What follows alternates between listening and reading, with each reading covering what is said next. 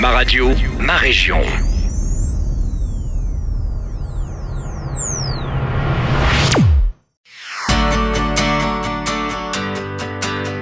Nous sommes à Winoland, le royaume magique des petits et des grands, à Saint-Pierre-du-Perret, au cœur de la forêt de Rougeot, un parc d'attractions dédié à la famille, avec ses 34 attractions, mais il va nous en parler mieux que moi.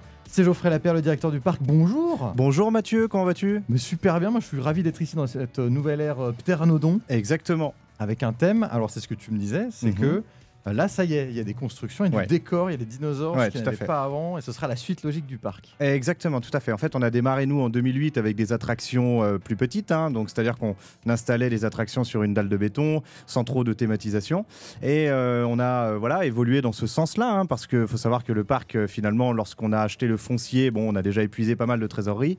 Nous sommes des forains, donc je suis une 5e lignée de forains du côté de mon père et de ma mère.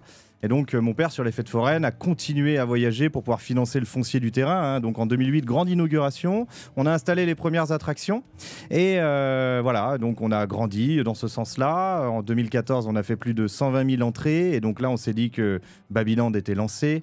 Et 210 000 en 2018, si je dis pas de bêtises. Oui, tout à fait. Et on a passé un record en 2022 de 230 000 visiteurs. Donc ça, c'est super génial. Et donc c'est ce qui nous a donné envie vraiment d'investir davantage de proposer des attractions plus conséquentes comme c'est le cas du Pteranodon. Parce qu'avant c'était plutôt pour les petits, on va dire, maintenant c'est familial. Exactement, ouais, tout à fait. Maintenant on vise un public familial, c'est d'ailleurs pour ça qu'on a changé de nom, Babyland devient Winoland. Pourquoi? Pour se retirer l'étiquette du monde des bébés.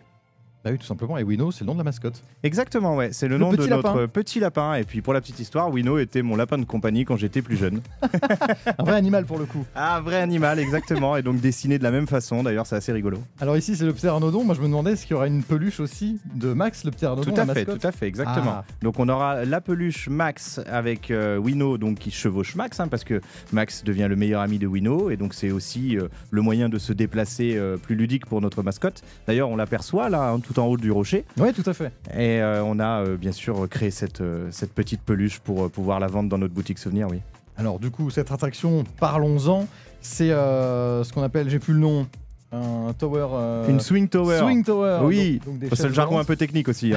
Mais une swing tower, c'est quoi? C'est une grande tour qui permet de s'envoler à 32 mètres en parfaite voltige. Donc on est à 32 mètres de haut, ouais, tout à fait.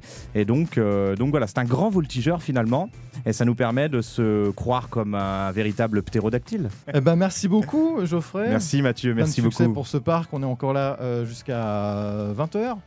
21h. On est là toute la soirée ici de toute façon pour l'inauguration de cette nouvelle partie, le ptérodactyle, en direct de Winoland. Le Pteranodon. C'est pas grave.